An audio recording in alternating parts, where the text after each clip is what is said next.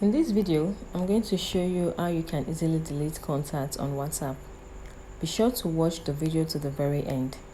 So let's get started. You open up your WhatsApp app on your device. Then you go to your chats. You click on chats and search for the contact name you want to delete in the search button icon. Or you tap at the contact list icon located at the top right corner of the screen. It will open up your contact list. So you scroll through or search for the contacts you would like to remove. Once you find the contact, you tap on it. Then you tap on the contact name at the very top. Select Edit at the top right corner of the screen.